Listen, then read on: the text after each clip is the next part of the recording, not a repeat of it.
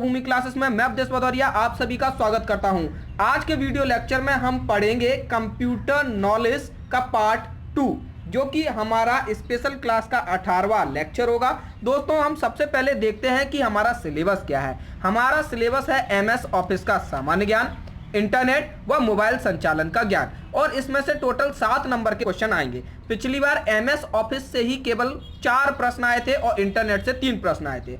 तो दोस्तों, होता क्या है कि हम ये सोच लेते हैं कि हमको कंप्यूटर पढ़ना है और हम बेसिक कंप्यूटर को पढ़ते रहते हैं और एग्जाम में वो नहीं आता।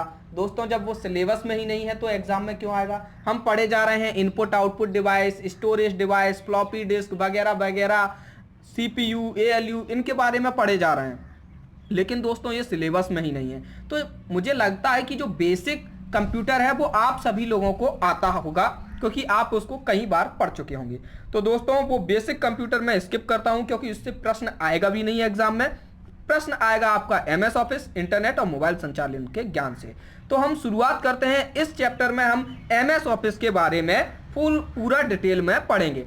तो दोस्तों, जो एमएस ऑफिस है उसको पढ़ने के पहले हमको मालूम होना चाहिए कि हार्डवेयर क्या होता है कंप्यूटर और कंप्यूटर सॉफ्टवेयर क्या होता है। तो दोस्तों, ये दोनों ही चीजें आपको अच्छे से मालूम होंगी, ऐसा मुझे लगता है, क्योंकि हार्डवेयर वो चीजें होती हैं जो हमको दिखाई देती हैं कंप्यूटर में, यानी कंप्यूटर के यांत्रिक यानी मैकेनिकल, इलेक्ट्रिकल और इलेक्ट्रॉनिक्स भाग को हम हार्डवेयर कहते हैं, जिसको हम छू सकते हैं, देख सकते हैं। और सॉफ्टवेयर ऐसे प्रोग्राम होते हैं जो इन हार्डवेयर्स को ऑपरेट करने के लिए बनाए जाते हैं। इसमें कुछ ऐसे निर्देश दिए रहते हैं जिनसे ये हार्डवेयर उस निर्देश के हिसाब से काम करेंगे तो हमको कुछ आउटपुट मिलता है। यानी कि सॉफ्टवेयर क्या है, ये एक तरीके का प्रोग्राम होता है।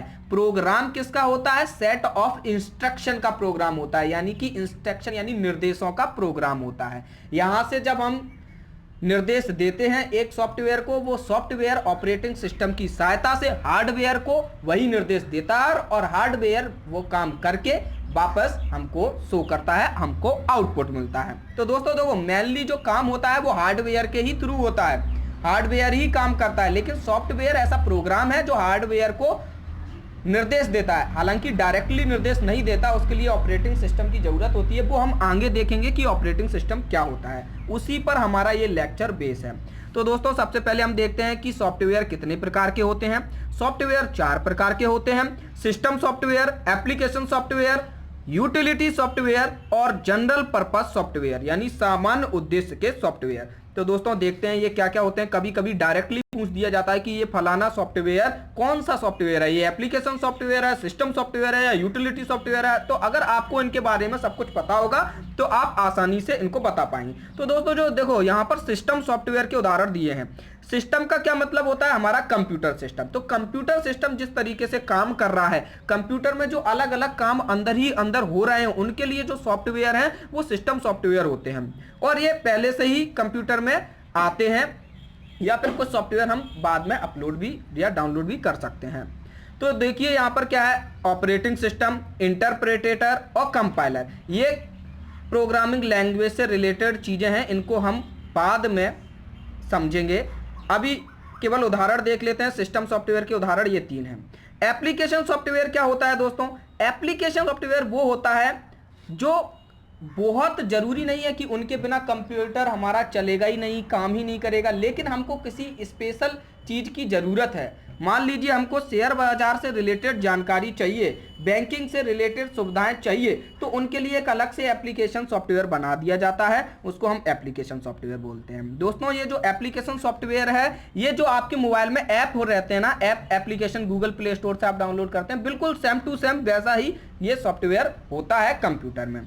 अब आते हैं यूटिलिटी सॉफ्टवेयर पे। दोस्तों, यूटिलिटी सॉफ्टवेयर क्या है? ऐसा प्रोग्राम जो कंप्यूटर के सिस्टम और इसके विभिन्न भागों का रखरखाव व उनकी मरम्मत करता है, यूटिलिटी सॉफ्टवेयर कहलाता है। दोस्तों, इसको सर्विस प्रोग्राम भी कहा जाता है, क्योंकि ये सर्विस प्रोवाइड करा रहा है, सेवा प्रोवाइड करा रहा है। ये जो भी कंप्यूटर सिस्टम है और उनको किस तरीके से मैनेज रखना है वो कर रहा है। जैसे दोस्तों, आपने अपने फोन में देखा होगा, अगर आपके पास वीवो का फोन है तो आई मैनेजर उसमें रहता है, और बाकी के फोन्स में जंक क्लीनर आपको प्ले स्टोर पे बहुत सारे जंक क्लीनर ऐप मिल जाते हैं जो कि आपके फोन से जंक को क्लीन करते हैं। सेम टू सेम ऐसा ही यूटिलिटी सॉफ्टवेयर कंप्यूटर में होता है जो हर एक प्रोग्राम और सिस्टम का मरम्मत और रखरखाव करता है। इनको सर्विस प्रोग्राम भी कहते हैं। ठीक है, साथ ही साथ ये अन्य प्रोग्रामों में संशोधन और नवीनीकरण का कार्य भी करते हैं, जैसे कि text editor, loader, linker, sort, file manager वगैरह वगैरह। फाइल मैनेजर की सहायता से हम कट, कॉपी, पेस्ट इधर का उधर कर सकते हैं, डिलीट कर सकते हैं चीज़ें। टेक्स्ट एडिटर की सहायता से हम कुछ उसमें लिख सकते हैं, जोड़ सकते हैं, ये सारी चीज़ें, क्योंकि हम उसका रखरखाव कर रहे हैं। यहाँ इस फोल्डर में नहीं चाहते, दूसरे फोल्डर में चाहते हैं, तो फाइल मैनेजर से हमने मैनेज कर लिया है कि नहीं। तो उनको यूटिलिटी सॉफ्टवेयर कहते हैं। आवश्यक सॉफ्टवेयर, आवश्यकता पड़ती रहती है। सामान्य उद्देश्य के जो सॉफ्टवेयर हैं वो देख लेते हैं। सामान्य उद्देश्य के सॉफ्टवेयर हम पहले उदाहरण देखते हैं, जैसे MS वर्ड है, MS एक्सेल है, DBase है, ऑटोकैड है, फोटोशॉप है। जैसा इनका नाम है कि सामान्य उद्देश्य, जो हमारा कुछ जनरल पर्पस हमेशा हर जगह यूज़ होते हैं, उनके लिए ये सॉफ्टवेयर हैं। जैसे DBase सॉफ्टवेयर है तो डाटाबेस मैनेजमेंट के लिए होता है। आपके पास बहुत बड़ा डाटा है, आपको वो उसका रखरखाव करना है, तो उसके मैनेजमेंट के लिए DBase एक सॉफ्टवेयर है जो काफ़ी काम आता है। ऑटोकैड एक सॉफ्टवेयर होता है। मैकेनिकल और सिविल से इंजीनियरिंग जिन लोगों ने कर रखा है उनको जरूर मालूम होगा ऑटोकैड के बारे में, क्योंकि ये डिजाइनिंग का सॉफ्टवेयर है। फोटोशॉप आप सभी लोग जानते होंगे, फोटो से रिलेटेड सॉफ्टवेयर है। इसमें फोटो में हम कोई भी कारस्तानी कर सकते हैं इसकी सहायता से, तो ये फोटोशॉप का ऐप सॉफ्टवेयर। तो ये मुझे लगता है ये आप सबको समझ में आ गया होगा ये सॉफ्टवेयर क्या है। लेकिन फिर भी अगर आपको इसमें कोई दिक्कत, हैरानी, परेशानी होती है तो आप मुझे यहीं पे कमेंट बॉक्स में कमेंट कीजिए, मैं आपको जहां तक हो सकता है रिप्लाई करूंगा। तो दोस्तों, इतनी जो कथा कहानी हमने पढ़ी थी वो किस लिए पढ़ रहे थे? MS ऑफिस के लिए। हमको मालूम चल गया कि MS ऑफिस क्या है। MS ऑफिस एक जनरल पर्पस सॉफ्टवेयर है। ठीक है दोस्तों, इसका पूरा नाम है माइक्रोसॉफ्ट ऑफिस, क्योंकि माइक्रोसॉफ्ट कंपनी ने इसको बनाया था और ये पहली बार रिलीज हुआ था 19 नवंबर 1990। ये कोई इतना महत्वपूर्ण चीजें नहीं है। और ये जिस प्रोग्रामिंग लैंग्वेज पर काम करता है, जिसकी सहायता से इसको बनाया गया है, वह है C++। ये ऑपरेटिंग, साथ ही साथ ये जिस इंटरफेस में काम करता है वह है माइक्रोसॉफ्ट विंडोज में काम करता है। दोस्तों, ये चीज समझने की कोई जरूरत नहीं है। अगला है MS ऑफिस। एक ऐसा पैकेज है, अब हम देखते हैं MS ऑफिस होता क्या है। MS ऑफिस में वो सारे काम हो जाते हैं जो किसी ऑफिस में जरूरी होते हैं, जनरल पर्पस के जो काम होते हैं, जैसे कि फाइल तैयार करना, लिस्ट बनाना, डायरेक्टरी बनाना, ठीक है, इस तरीके के कैलकुलेशन करना, ये सारे काम हो जाते हैं MS ऑफिस में। इस तरीके के बहुत सारे सॉफ्टवेयर होते हैं। तो देखते हैं क्या क्या सॉफ्टवेयर होते हैं उसमें होता है Microsoft Word, Microsoft Excel, Microsoft PowerPoint, Microsoft Access वगैरह वगैरह, बहुत सारे उसमें सॉफ्टवेयर होते हैं दोस्तों। लेकिन हमको पढ़ना कौन कौन से हैं? हमको माइक्रोसॉफ्ट वर्ड पढ़ना है, माइक्रोसॉफ्ट एक्सेल पढ़ना है और माइक्रोसॉफ्ट पावर पॉइंट पढ़ना है।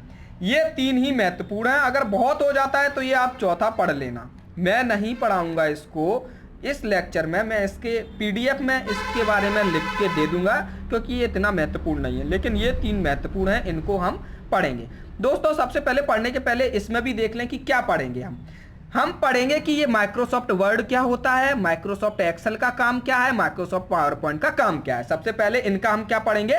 काम पढ़ने के बाद देखेंगे इनकी विशेषताएं, इनमें क्या क्या काम हो जाता है, ये काम क्या करते हैं और इनमें काम किस तरीके से किया जाता है, ये चीज देखेंगे। साथ ही साथ जो सबसे महत्वपूर्ण है वह है शॉर्टकट कीज, कि इसमें जो शॉर्टकट रहते हैं वो शॉर्टकट क्या रहते हैं, मतलब कि कोई भी चीज पे डायरेक्ट जाना होता है तो उसको शॉर्टकट कहते हैं यहाँ पर। तो वो शॉर्टकट्स को हमको मालूम होना चाहिए कि माइक्रोसॉफ्ट वर्ड के शॉर्टकट क्या है, माइक्रोसॉफ्ट एक्सेल के क्या है, माइक्रोसॉफ्ट पावर पॉइंट के क्या है, इनके हमको शॉर्टकट मालूम होने चाहिए। यही इनमें से पूछा जाएगा और इनमें से कोई अलग से चीज नहीं पूछी जाएगी दोस्तों। ये सारे पढ़ने की कोई जरूरत नहीं है, वैसे ही बता दिया कि इतनी चीजें आ चुकी हैं माइक्रोसॉफ्ट ऑफिस में। अब दोस्तों देखते हैं ऑपरेटिंग सिस्टम। ये एक नई चीज है। MS ऑफिस को पढ़ने के पहले हमको ऑपरेटिंग सिस्टम पढ़ना भी बहुत जरूरी है दोस्तों। ऑपरेटिंग सिस्टम क्या? एक तरीके का सिस्टम सॉफ्टवेयर होता है। जैसा कि आप लोग देखे थे कि जो सॉफ्टवेयर होते हैं ना वो 4 प्रकार के होते हैं, ठीक है। सिस्टम सॉफ्टवेयर देखिए, यहाँ पर देख लीजिए, system software, application software, utility और जनरल पर्पस। तो जो सिस्टम सॉफ्टवेयर था उसमें एक था ऑपरेटिंग सिस्टम, तो यही ऑपरेटिंग सिस्टम होता है। देखते हैं ऑपरेटिंग सिस्टम, जैसा कि इसके नाम है ना ऑपरेटिंग, ये ऑपरेट कराता है, ये ऐसा सॉफ्टवेयर है जो ऑपरेट कराता है। अब ये किसको ऑपरेट कराता है ये हमको देखना है दोस्तों।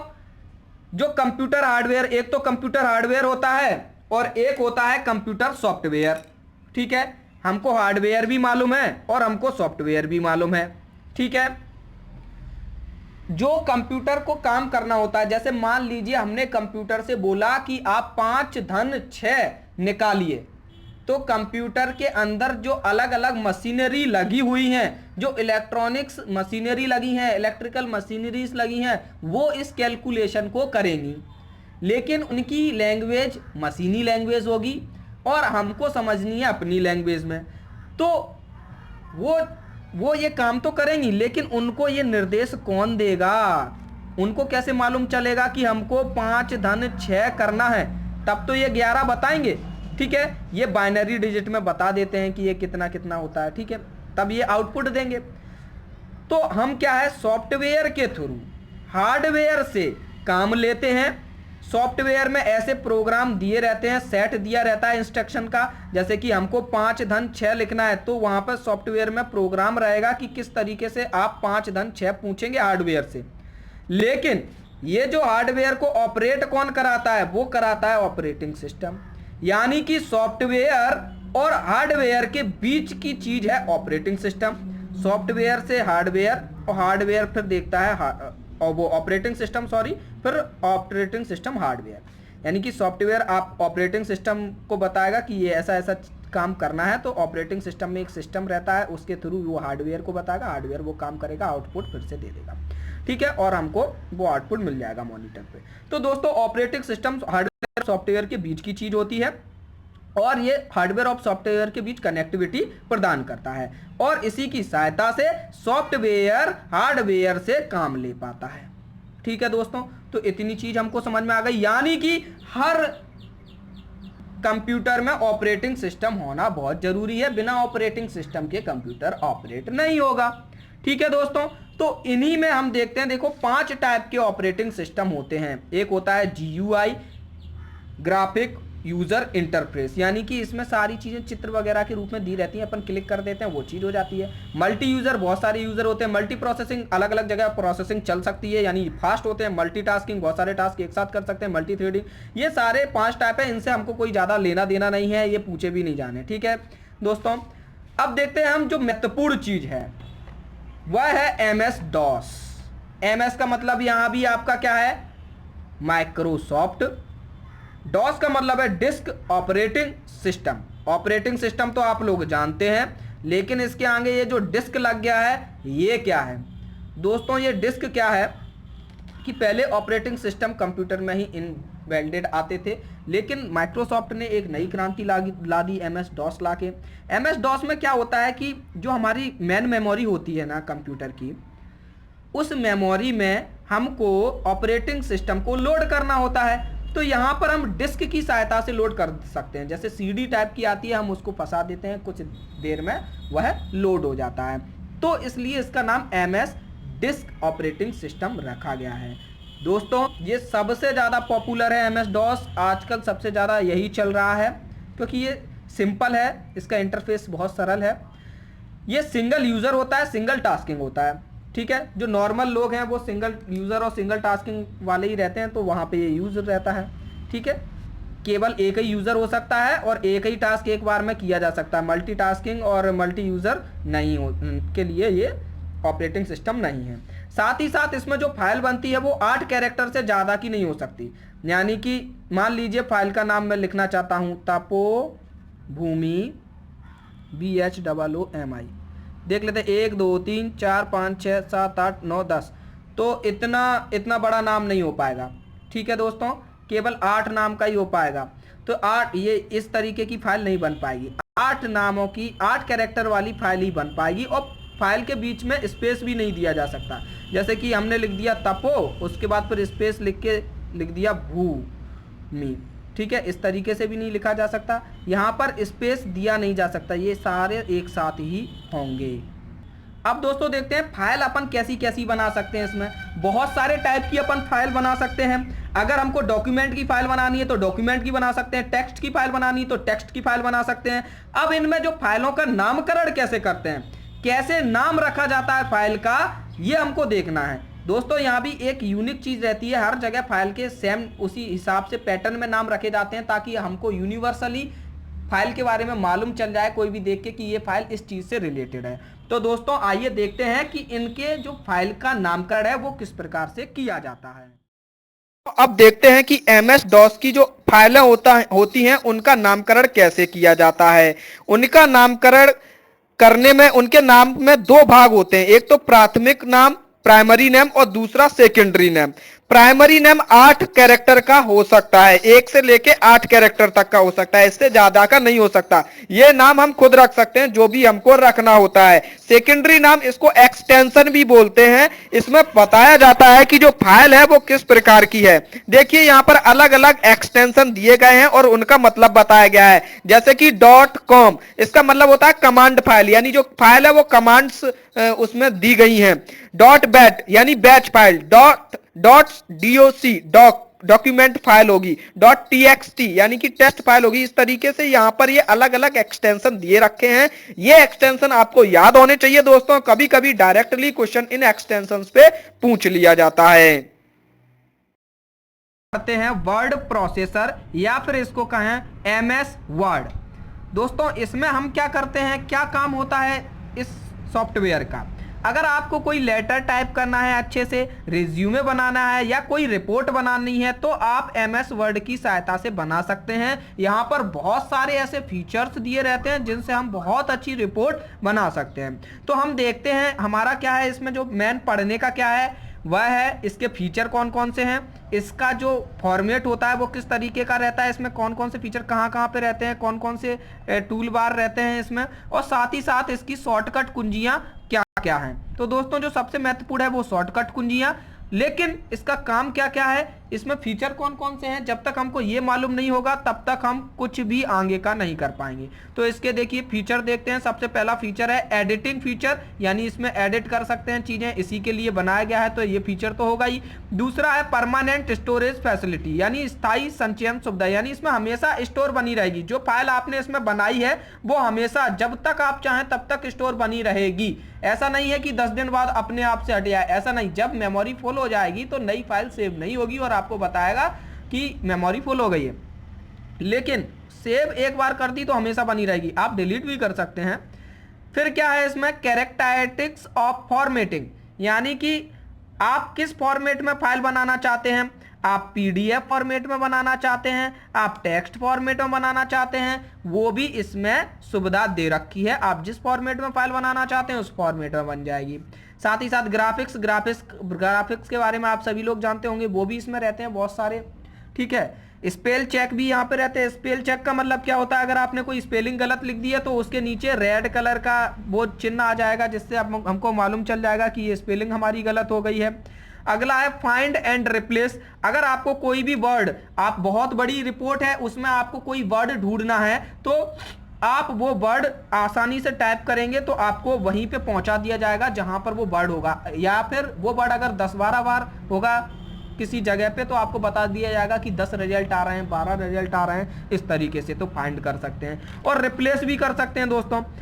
आप सभी ने 3 इडियट मूवी देखी होगी, उसमें जब चतुर अपनी भाषण देने जा रहा था, उसकी जो स्पीच थी उसमें केवल वर्ड को चेंज करके रिप्लेस कर दिया था रेंचो ने, तो वो भी इसी तरीके से कर सकते हैं। अगर कोई भी एक वर्ड को हम दूसरा वर्ड लिख के रिप्लेस कर देंगे तो उस फाइल में जितने भी जगह वह वर्ड लिखा होगा उसकी जगह दूसरा वर्ड आ जाएगा, तो रिप्लेस कर सकते हैं, ठीक है। अगला है थियोसॉर्स, इसमें क्या रहता है कि जैसे कोई भी वर्ड है, आपने इंग्लिश डिक्शनरीज में ये चीज़ देखी होगी, अगर कोई भी एक वर्ड है तो उसके बहुत सारे सिनोनिम्स और एंटोनिम्स इस थियोसॉर्स में आने लगते हैं। इसी प्रकार से वहाँ पर भी आपको उसके वर्ड के सिनोनिम्स एंटोनिम्स आ जाएंगे। अगर आप देखना चाहते हैं, आपको लग रहा है कि ये वर्ड अच्छा नहीं जचेगा तो आप दूसरा वर्ड उसी मीनिंग का देखना चाहते हैं तो वहाँ से आप देख सकते हैं।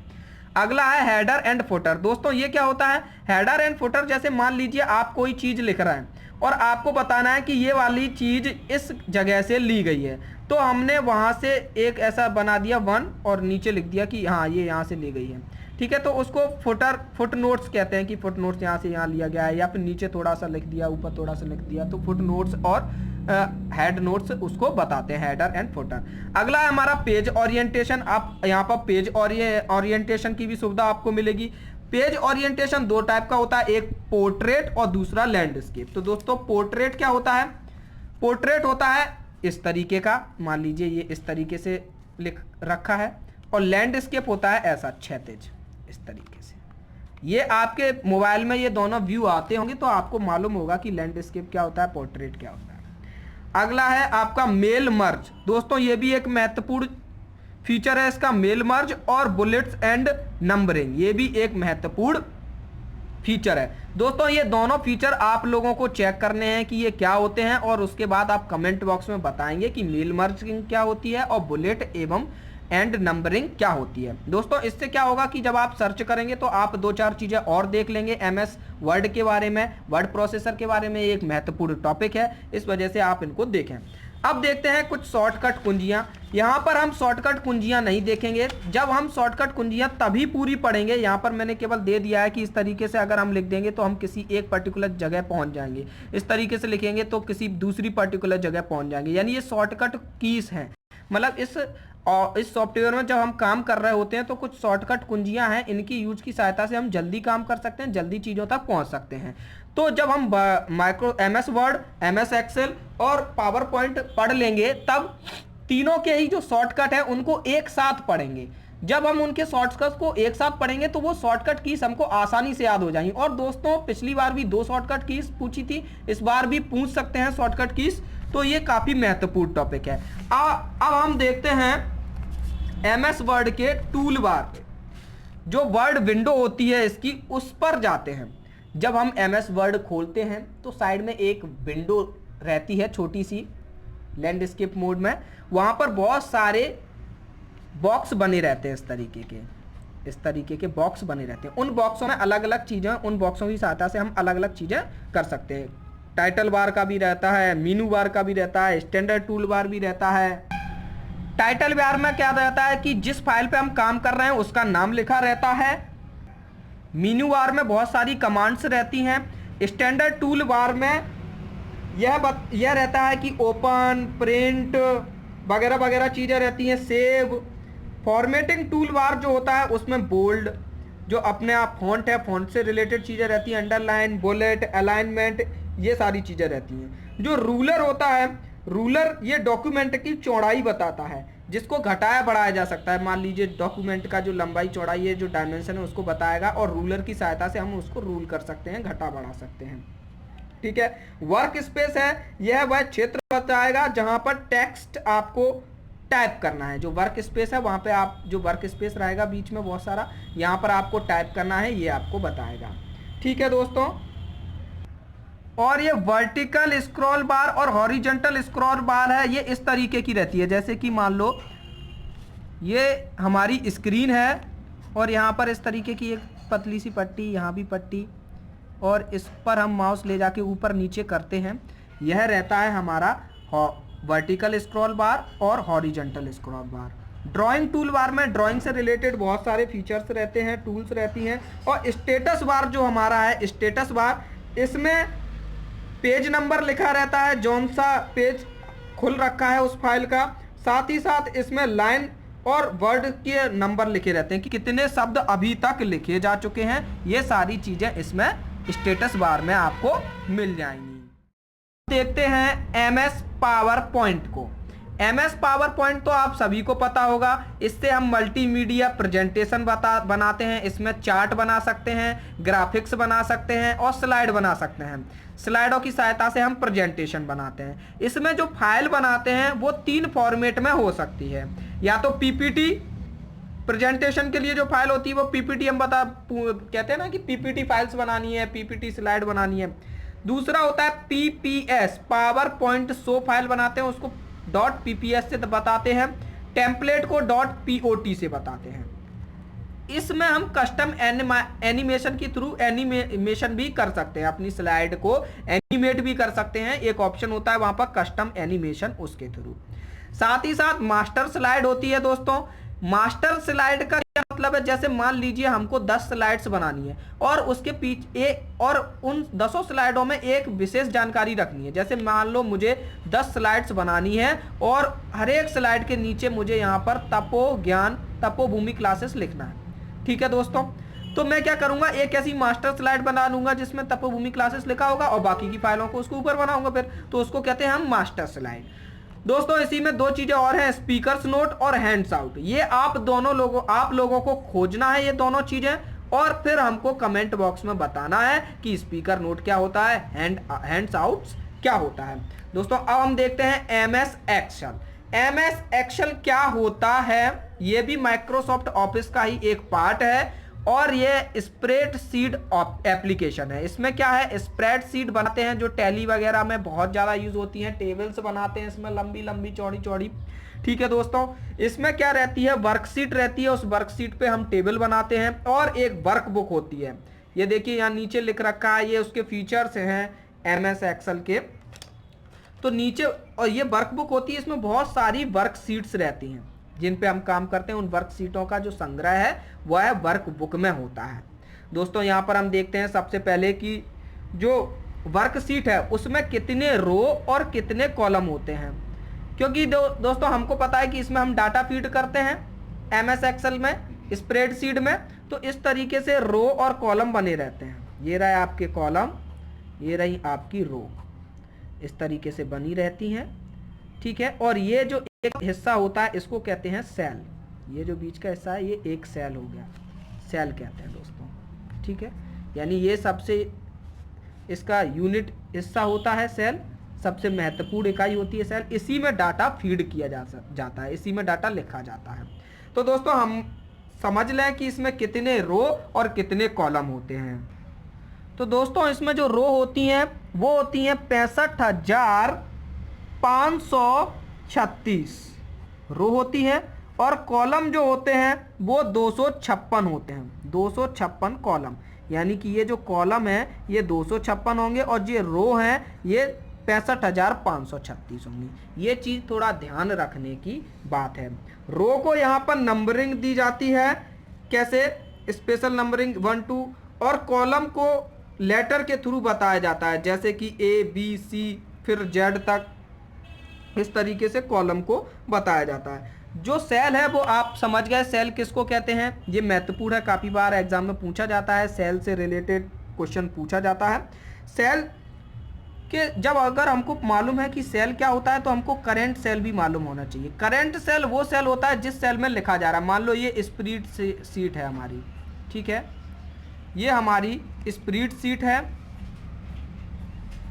और अभी मैं यहाँ पर कुछ लिखने वाला हूँ, मान लो 5 लिखने वाला हूँ, अभी लिखा नहीं है, तो इसमें जहाँ मैं लिखने वाला हूँ तो इसको हम करंट सेल कहेंगे। अभी इस सेल में काम चल रहा है, इसमें हम लिख रहे हैं तो इसको क्या कहेंगे, करंट सेल कहेंगे। सेल पॉइंटर क्या होता है, ये एक्टिव सेल का सेल बाउंड्री होता है। सेल पॉइंटर एक्टिव सेल का सेल बाउंड्री मतलब कि जो जब हम लिख रहे होते हैं ना तो ये किस तरीके का कर्सर आता है, ये डंडे टाइप का, इसको कहते हैं सेल पॉइंटर। ठीक है दोस्तों, जब हम लिख रहे होते हैं तो वहाँ पर आ जाता है, जैसे हमने 5 लिखा, 5 के आगे ये ऐसा छपके आ गया, इसको हम सेल पॉइंटर कहेंगे। ठीक है दोस्तों, अब देखते हैं वर्कशीट में डाटा किस किस तरीके से फीड कर सकते हैं। डाटा 3 फॉर्मेट में फीड कर सकते हैं, या तो नंबर, कैरेक्टर, टेक्स्ट या फिर फॉर्मूले। इन 3 फॉर्मेट में हम वर्कशीट में डाटा को फीड कर सकते हैं। अब देखते हैं एक महत्वपूर्ण चीज, cell referencing, relative referencing, absolute referencing और मिक्स्ड रेफरेंसिंग किसको कहते हैं। सेल रेफरेंसिंग, देखिए रेफरेंस यानी रेफरेंस दे रहे हैं। जब हम किसी फॉर्मूले में किसी विशेष सेल के एड्रेस को अटैच कर देते हैं, यानी कि कोई फॉर्मूला है किसी सेल में और उसमें स्पेशल सेल के नंबर को हम अटैच कर देंगे तो उसको हम कहेंगे सेल रेफरेंसिंग। सेल को ही तो रेफरेंस कर रहे हैं, हम रेफरेंस दे रहे हैं सेल का।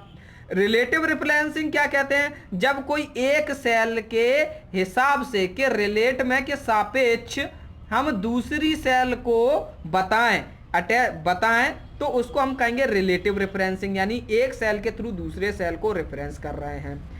एब्सोल्यूट रेफरेंसिंग यानी कि जब जो सेल है उसी के हिसाब से अगर हम रेफरेंस कर रहे हैं, रेफरेंस दे रहे हैं तो उसको एब्सोल्यूट या फिर निरपेक्ष रेफरेंसिंग कहेंगे। मिक्स्ड रेफरेंसिंग क्या होती है, रिलेटिव और एब्सोल्यूट दोनों का जोड़, दोनों का ही मिक्सअप मिक्स्ड रेफरेंसिंग कहलाता है। यानी किसी फॉर्म में हमने रिलेटिव रेफरेंसिंग भी दी है और एब्सोल्यूट रेफरेंसिंग भी दी है, तो वहां पर उसको हम मिक्स्ड रेफरेंसिंग कहेंगे। अब देखते हैं फंक्शन क्या होता है। तो जो फंक्शन होता है वो आर्गुमेंट की मदद से, आर्गुमेंट का यूज करके कैलकुलेशंस करता है ये, ठीक है दोस्तों। तो उसको कहते हैं हम फंक्शन। अब देखते हैं आर्गुमेंट क्या होता है। आर्गुमेंट या तो कोई टेक्स्ट हो सकता है, या कोई नंबर हो सकता है, या फिर कोई दूसरा फंक्शन हो सकता है जिसकी जो मदद करता है दूसरे फंक्शन को कैलकुलेशन और अन्य कामों के लिए। अब देखते हैं दोस्तों ये चार्ट्स, विभिन्न प्रकार के चार्ट होते हैं। ये अलग अलग तरीके की चीजों को रिप्रेजेंट करने के लिए इन चार्ट्स का उपयोग किया जाता है, तो ये इतने ज्यादा महत्वपूर्ण नहीं है दोस्तों। जो सबसे महत्वपूर्ण चीज इस पूरे चैप्टर में है वह है शॉर्टकट कीज। तो दोस्तों इस वीडियो के बाद मैं शॉर्टकट कीज का वीडियो ही अपलोड करूंगा। वहां पर क्या होगा, ये जो 3 चीजें आपने पढ़ी हैं एमएस ऑफिस के अंतर्गत, एमएस वर्ड, पावर पॉइंट और एमएस एक्सेल, इन तीनों की शॉर्टकट कीज जो हैं उन तीनों का हम एक साथ अध्ययन करेंगे। वहां पर हम एक दूसरे से तुलना करेंगे तो हमको आसानी से याद हो जाएंगी और इनमें से 1 या 2 प्रश्न आ सकते हैं दोस्तों। लेकिन इस लेक्चर से आपको क्या फायदा होने वाला है कि यहां से आपको मालूम चल गया है कि एमएस वर्ड क्या होता है, एमएस ऑफिस क्या होता है, ये सारी चीजें, ऑपरेटिंग सिस्टम क्या होता है। तो इन चीजों के मालूम होने की वजह से अब आप कहीं से भी कुछ भी पढ़ेंगे या प्रश्न को किसी भी तरीके से घुमा फिरा के पूछ दिया जाएगा तो आप उसको अच्छे से समझ पाएंगे। दोस्तों अभी जो हाल ही में एग्रीगेट एग्जाम हुआ था जिसको लेबर इंस्पेक्टर के नाम से जानते हैं, उसमें कंप्यूटर ऑपरेटिंग सिस्टम और एमएस ऑफिस के इस तरीके के प्रश्न आए थे कि उनकी लैंग्वेज इतनी मिक्सड अप थी, इतनी क्लिष्ट भाषा लिखी हुई थी कि उनको समझना बहुत मुश्किल हो रहा था। तो दोस्तों उसके लिए हमारे बेसिक्स क्लियर होने चाहिए, हमको मालूम होना चाहिए कि ऑपरेटिंग सिस्टम क्या है, हमको मालूम होना चाहिए कि ये यूजर फ्रेंड, ये जो सॉफ्टवेयर्स हैं वो क्या हैं।